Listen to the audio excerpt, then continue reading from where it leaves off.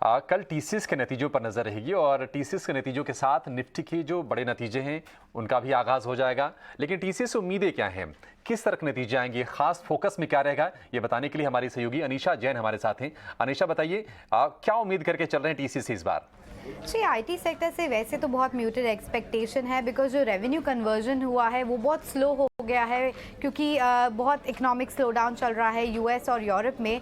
But हालांकि overall sector थोड़ा muted रहेगा। टीसीएस उसमें से सबसे बेस्ट परफॉर्म करेगा ऐसा मान के चल रहे हैं। सो जो ग्रोथ है टॉप लाइन पे वो ऑलमोस्ट 2% का एक्सपेक्टेड है अगर डॉलर टर्म्स में देखा जाए तो। रुपी रेवेन्यू में भी एक्सपेक्टेड है कि 1.8% का उछाल आएगा सिक्वेंशियल बेसिस पे। Margin are expected to expand by 50 basis point, क्योंकि जो उन्होंने फ्रेशर हाई किए थे लास्ट ईयर में उनका अभी यूटिलाइजेशन हो रहा है, तो उसकी वजह से मार्जिन एक्सपैंड होगा। ऑल्सो करेंसी का जो टेलविंड है वो भी काफ़ी इम्पैक्ट आएगा मार्जिन पे, इसलिए एक्सपेंशन की उम्मीद है वहाँ पर।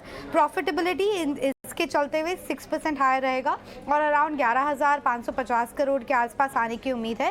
कांस्टेंट करेंसी ग्रोथ 1% तक रहेगा ऐसा मान के चल रहे हैं। Deal with momentum actually TCS का काफ़ी स्ट्रॉन्ग रहा है इस क्वार्टर में, तो दी एक्सपेक्टेशन इज कि ऑलमोस्ट $8 बिलियन तक का डील साइनिंग का नंबर आ जाएगा, जो कि मैक्रो इकोनॉमिक स्लो डाउन के चलते काफ़ी अच्छा है। बट जो फोकस रहेगा वो मैनेजमेंट कमेंट्री पे रहेगा कि FY24 के लिए वो लोग क्या बोल रहे हैं ग्रोथ को लेकर।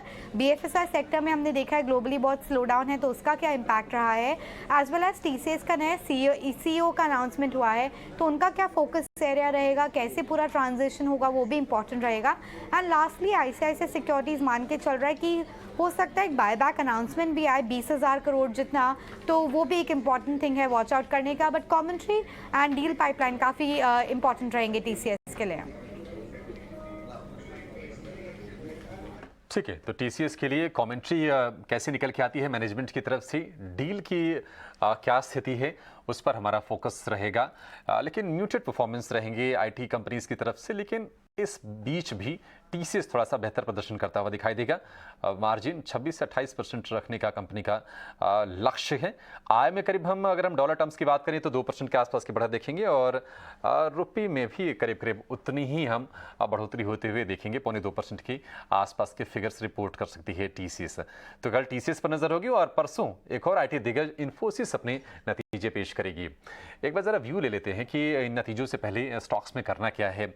आशीष जी, आपको ये सलाह देना चाहेंगे जिनके पास टीसीएस के शेयर हैं, या फिर चूंकि आईटी एक ऐसा पैक है जिसने बहुत ज़्यादा खुशी का मौका नहीं दिया पिछले साल में, इस साल थोड़ी सी उम्मीदें होंगी शायद लोगों को, आप कैसे गाइड करेंगे?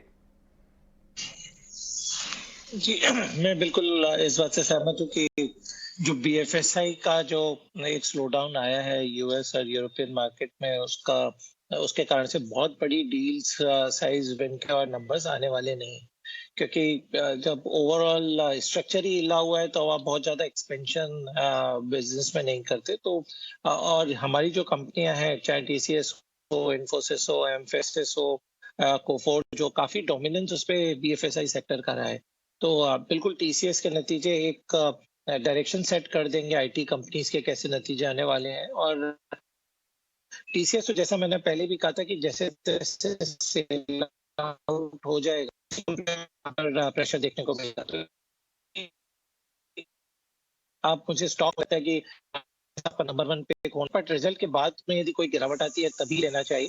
और जो दूसरा स्टॉक मुझे यहाँ पे पसंद है वो है टेक महिंद्रा, जहाँ पर जो पिछले क्वार्टर में जो डील उनके विन थी वो काफी एनकरेजिंग थी, क्योंकि टेलीकॉम सेक्टर काफी अच्छा कर रहा है कंपेयर टू BFSI के। तो टेक महिंद्रा पर मेरा बाय का कॉल रहेगा, ना कि इन्फोसिस या विप्रो या HCL टेक।